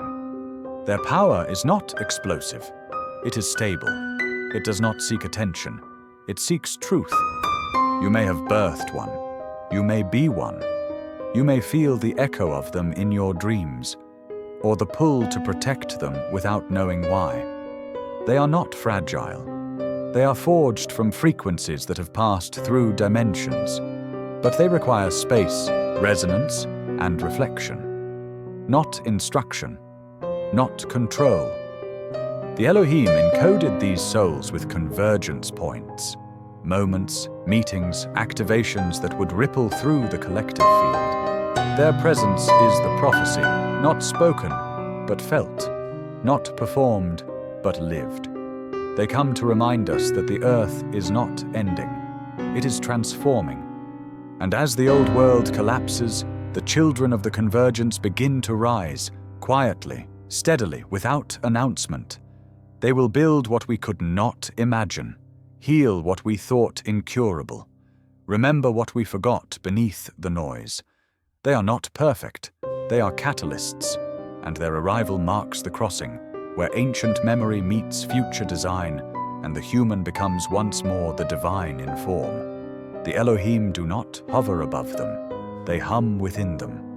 These children are not the end of prophecy, they are the living fulfillment of it, not by what they say, but by what they are. There are those among you who do not awaken with a blast of light or a moment of ecstasy, but with an ache, a slow, heavy knowing that the world is not what it seems, that something ancient pulses beneath the surface of ordinary life. These are the memory carriers, souls who came not to discover new truths, but to recover the ones buried deep in time. The Elohim wove into them threads of ancient memory, not just personal pasts, but collective echoes. Temples fallen, stars forgotten, songs silenced by time. Their mission is not to invent, but to remember, to bring back what the world tried to erase. These beings are often drawn to the old things, symbols, languages, ruins, sounds that stir something too deep to name. They walk through sacred sites and feel the ghosts of ceremonies long ended. They cry at ancient chants without knowing the words. Their memories do not belong to one culture or time. They span dimensions. They remember Atlantis as clearly as childhood. Lemuria stirs like a half-forgotten lullaby. Egypt whispers from stone and sand. They do not romanticize the past. They carry its wounds, its wisdom, its unfinished purpose. The Elohim chose them not for purity, but for presence, for the quiet strength to carry what others deny. Memory carriers often feel displaced, like refugees of time. They do not fit easily into modern paradigms. They see through the illusions of religion, of nation, of progress. They are not cynical, but exhausted from pretending not to know. Their journey is not about acquiring knowledge, it is about trusting what they already feel. The world teaches them to doubt, but the deeper their doubt, the stronger their remembering becomes. They are often the ones who ask strange questions, who dream too vividly, who speak truths they don't remember learning. Because the knowledge they carry is not academic, it is cellular. The Elohim placed fail-safes within them, dreams that cannot be ignored, synchronicities that shake them awake, meetings that trigger the floodgates. Their awakening is rarely gentle. It comes with grief, with awe, with fire. Because to remember is to die to the false self, the one that agreed to forget just to survive. But once the memories return, they cannot be silenced. They rise in poetry, in art, in sudden visions and unbearable compassion. The memory carriers begin to speak not in argument but in resonance. They teach not by doctrine, but by presence. They do not lead from stages, they anchor frequency in silence. If you are one of them, you will know, not by title, but by the tremble in your chest when truth is near. You are not lost, you are early, you are not broken, you are full of echoes, of codes, of light that defies this age. The Elohim did not send you to convince, they sent you to hold the line, to keep the thread, to whisper the forgotten names when the world is quiet. You are the library, the living archive, the flame that remembers even when the world forgets. And now, as the veils thin and the timelines braid, your remembering is no longer a burden. It is the bridge. And you, the one who carries it, are the doorway back into what was never truly gone. The greatest initiations are rarely marked by ceremony. They arrive not with ritual robes or sacred chants, but in the collapse of the everyday. A job lost, a marriage ending, a diagnosis, a betrayal, a silence you didn't choose. These are not punishments, they are portals. The Elohim do not wait for temples to crown you. They enter in the moments when your identity falls apart, because it is only when the story unravels that the truth can rise. Initiation is not granted by priesthoods or scrolls. It is etched into the fabric of your life, disguised as failure, disillusionment, and surrender. The sacred walks hand in hand with the ordinary. There is a myth that spiritual awakening must look dramatic, that light will pour in from the sky, that angels will sing. But the Elohim do not awaken you with spectacle. They awaken you with the unbearable clarity of stillness, the moment when nothing is certain and everything inside you trembles, when the mask you've worn no longer fits and the world no longer mirrors your inner state. These moments are not the end, they are thresholds, the fire that burns away pretense, the darkness that makes room for light, the void that holds the blueprint of your becoming. The Elohim call this the Great Silence, the sacred pause between lives.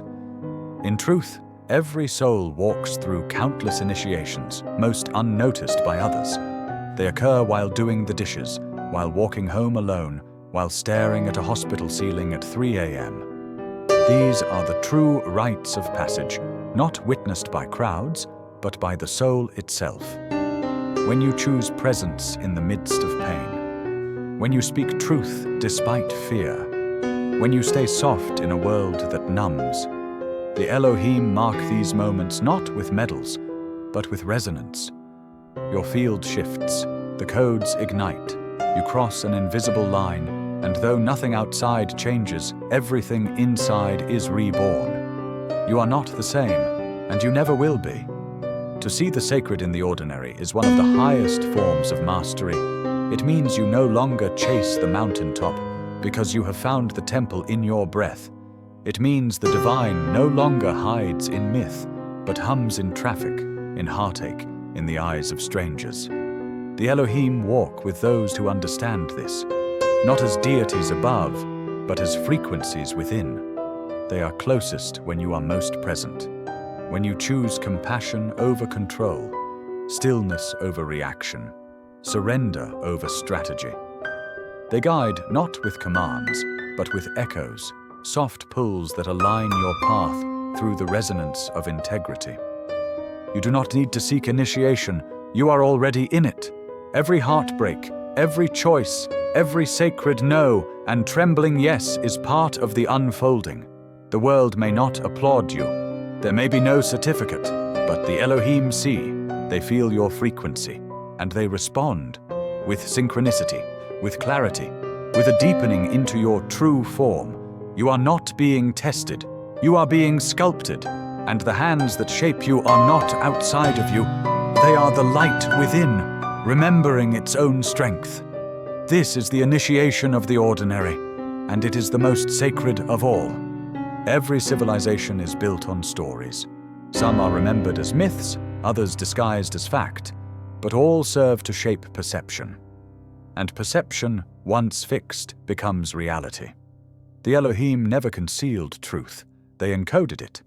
But humanity, in its descent into density, learned to favor control over clarity, to manipulate stories, to edit memory, to bury origins beneath layers of narrative. And so, a great lie was woven, not one of pure falsehood, but of distortion. Half-truths turned sacred knowledge into superstition. Symbols inverted, prophets silenced, teachings twisted into systems of fear. The lie was never just in words, it was in frequency, and its weight bent the axis of human consciousness. The Elohim foresaw this not as failure, but as friction. For even a lie, when pressed long enough, becomes the crucible for truth. The light behind the lie does not vanish, it waits. Every distortion carries within it a seed of its origin. Every manipulated myth contains a thread back to the real. The cross, the serpent, the star, all symbols once radiant with divine geometry, now loaded with fear or dogma. But those with eyes to feel know. The symbol is not the sin. The inversion is not the essence. Behind every corrupted teaching lies a frequency still intact, waiting for remembrance, not revenge. The lie was necessary only to a point. It created contrast. It tested discernment. It asked, will you obey, or will you feel? Will you cling to what you're told, or follow the pulse within? The Elohim never punished those who fell for the lie. They only waited for the moment when the soul grew too large to wear its disguise. That moment when the doctrine can no longer contain the knowing. When the book closes and the inner voice gets louder than the written word. That is when the real begins. Not with rebellion, but with resonance. With the quiet courage to feel what cannot be proven, but has always been known. This is why awakening feels like betrayal. You are not just leaving behind false beliefs. You are shedding an entire identity built upon them. Families may not understand. Institutions will resist. But the Elohim are not interested in approval. They are interested in truth. And truth, once remembered, shatters illusions with a grace that feels like fire. The light does not rage against the lie. It dissolves it. The moment you choose resonance over repetition, alignment over appearance, presence over performance, the light behind the lie floods in. And what once held you in confusion becomes the very portal through which you return. You were never meant to live in the dark. But the dark was meant to shape your vision, to make your seeing more precise, your discernment more sacred. The lie taught you what truth is not. And now you carry the contrast in your bones, not as shame, but as initiation. The Elohim do not ask you to burn the stories. They ask you to read between their lines, to find the song beneath the silence, the symbol beneath the slogan, the soul behind the system. For when you do not destroy the lie, you fulfill its purpose. You walk through it, eyes open, heart steady, and carry the light it once tried to hide. What you call time is not what it appears to be. The Elohim did not create clocks, they created cycles, spirals, rhythms, patterns within patterns that repeat not in circles, but in ever-expanding echoes. Time was never meant to confine you. It was meant to reflect your unfolding. A mirror, not a master. But as the world descended into density, time was captured, measured, carved into segments too small to hold the soul. And so, false time was born. Mechanical, rigid, linear. A system not of nature, but of control. It replaced the rhythm of the cosmos with the tick of a machine. And with it, humanity forgot how to feel the eternal. False time taught you to race, to chase, to age before your becoming was complete. It sold you urgency. It trained you to see life as a line, with only one direction, forward, and one story, progress. It taught you to fear the past and control the future, while ignoring the only true point of power, the now. Under this system, presence became a luxury. Stillness became suspicious, and wisdom, once ripened by silence, became data, gathered but not integrated. The Elohim never moved through time like this. To them, a moment held lifetimes. A breath could reveal a cosmos. And you once knew this too, before the clocks rewrote your nature. But time, like all illusions, begins to collapse under the pressure of awakening. The more present you become, the more time bends. Hours stretch, seconds dissolve. Synchronicities multiply. You dream of things that haven't happened and remember things you never lived. This is not confusion. It is coherence. The soul does not live in chronology. It lives in resonance. The Elohim built you to transcend false time, not by resisting it, but by remembering your nature within it. You are not bound to the tick. You are aligned to the pulse, and as your field aligns, the scaffolding of linearity begins to fall away. The collapse of false time is not a global event. It is a personal unraveling. You feel it when schedules no longer make sense, when urgency feels like poison, when being becomes more important than doing. You may lose track of dates, forget what day it is, feel memories fold into dreams.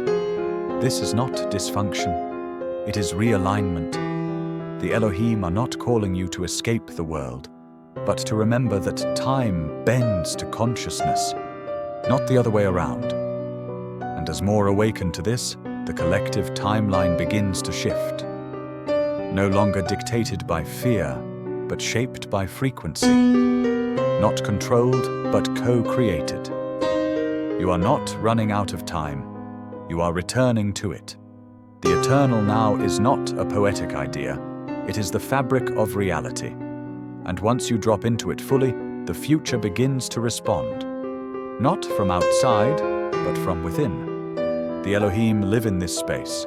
They meet you there, between the tick and the tock, in the pause between inhale and exhale, in the moment where you remember that time was never meant to race you, but to dance with you.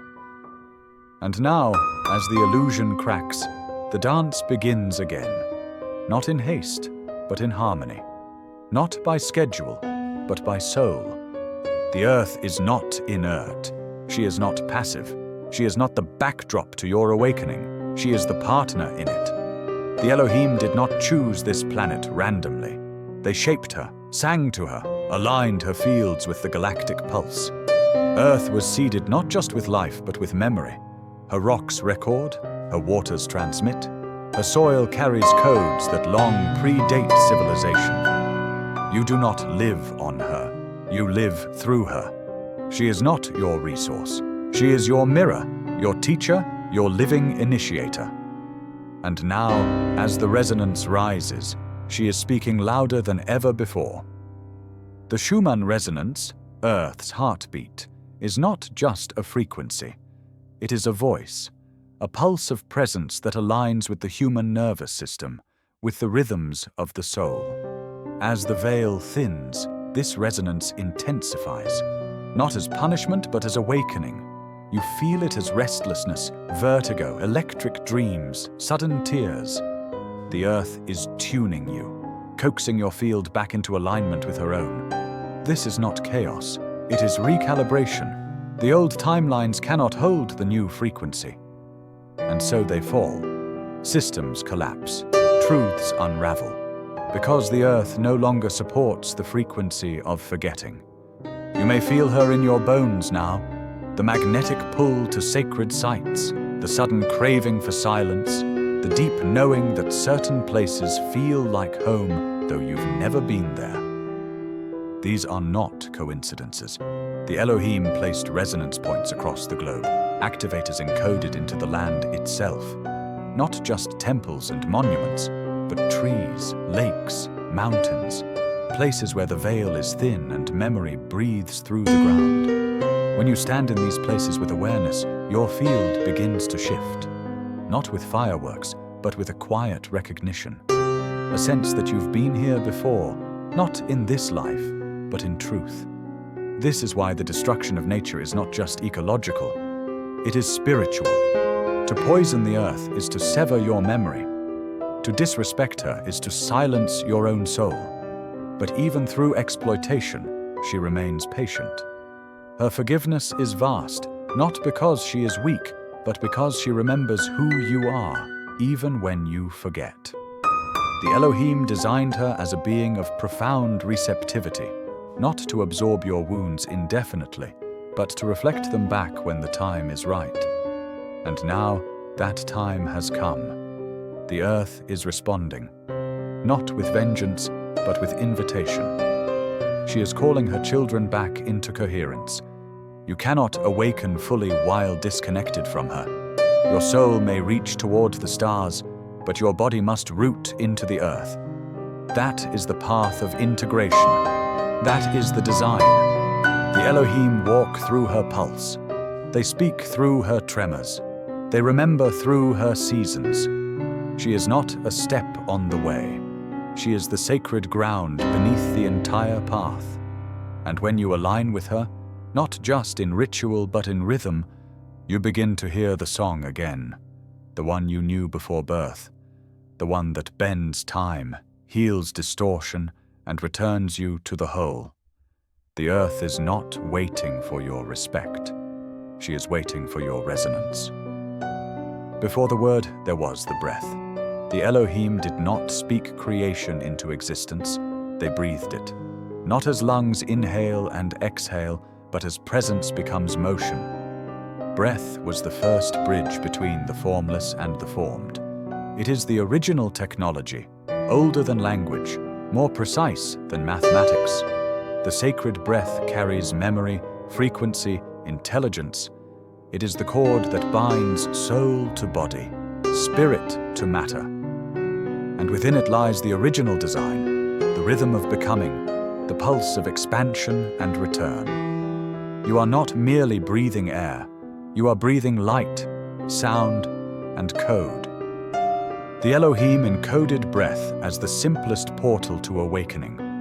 Not in complex rituals, but in the inhale that gathers life and the exhale that lets it go.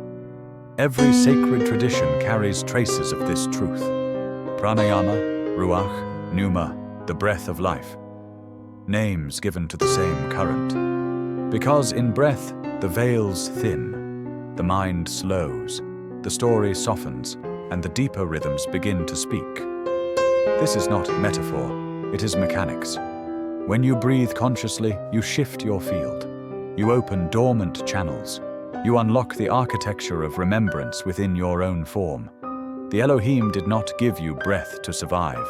They gave it to you to return. In moments of fear, breath shortens. In grief, it halts. In awe, it expands. Breath responds not just to emotion, but to frequency. It is the barometer of your alignment. The breath tells the truth before your voice does. And when used with intention, it becomes a key, unlocking the gates of the heart, the pineal, the spine. The breath awakens the serpent. It dissolves false time. It opens the memory stored in cells. The Elohim designed the body as a temple, and the breath as the ritual. Not one performed occasionally, but lived with every inhale. Every breath is an opportunity to remember what you are. You do not need a guru to teach you this. The breath is your teacher. It will show you where you are holding, where you are hiding, where you are avoiding your own becoming.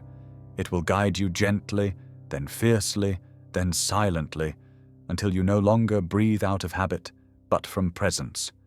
Until breath becomes prayer. The Elohim never demanded worship. They invited coherence, and breath is the path to that coherence.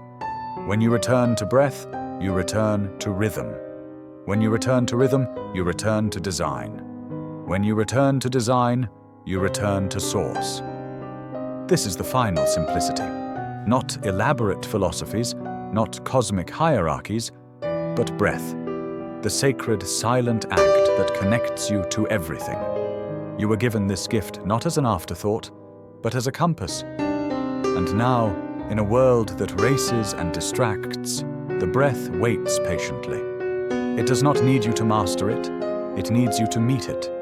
The Elohim live in that meeting, in the moment when your inhale is not rushed and your exhale carries reverence. This is how the divine enters form, not with thunder, but with breath. And it is in this breath, right now, that the story begins to complete itself. There is no return, only remembrance. You are not going back to where you were. You are reawakening what never left. The Elohim were never external gods. They were the architects of frequency, the keepers of pattern, the voices that spoke not to command, but to remind. They seeded themselves into every cell, every breath, every beat of this earth, so that when the veil thinned, you would feel them not descending from heaven, but rising from within. You were not abandoned. You were invited into forgetfulness, into friction, into the sacred ache of separation. Because only through forgetting could you choose to remember. The Great Remembrance is not an event on the calendar. It is not marked by explosions of light or planetary alignments. It happens quietly, steadily, in the moments between thoughts, when a tear falls for no reason, when a song moves something ancient inside you, when you look at the sky and feel it looking back. These are the doorways. These are the triggers the Elohim left for you, hidden in plain sight. The whisper of a memory that doesn't fit your biography. The pull toward knowledge you've never studied. The sense that you're here for something vast, though you've forgotten what. That is not your imagination. That is your truth, waking up. To remember is not to recall a story, it is to shed what is not yours. The identities, the roles, the borrowed truths. As these layers fall away, what remains is resonance. The feeling of being utterly still and utterly vast. The knowing that you do not need to strive. You need only allow. This is what the Elohim encoded into your design. Not instruction, but activation. You do not find the divine. You become still enough for it to reveal itself. You do not seek the kingdom of heaven. You clear the distortion and realize you never left it. The great remembrance is not a destination. It is a frequency that has always lived in your bones. And now it spreads through you, through art that carries vibration instead of message, through silence that holds more than noise ever could, through presence that shatters illusion. The earth responds to it, the stars echo it, the timelines bend around it, because you are not just remembering for yourself, you are remembering on behalf of generations who could not. You are healing the fracture lines, you are restoring the song. The Elohim are not returning to lead, they are awakening through your eyes, your breath, your voice, when it finally speaks not what you were taught, but what you've always known. This is the moment, not because the world demands it, but because the truth within you will wait no longer. The veil has done its work, the forgetting gave depth to your light, and now nothing remains but to return, not to a place, but to presence. Not to a system, but to self. Not to a God outside you, but to the spark that has always been yours. The Elohim are here, in the stillness, in the song, in the breath, in you. The story is not ending, it is opening. And you, child of the stars, are not reading it. You are writing it with every step, every choice, every remembrance that says, softly but clearly, I am. I remember. I am.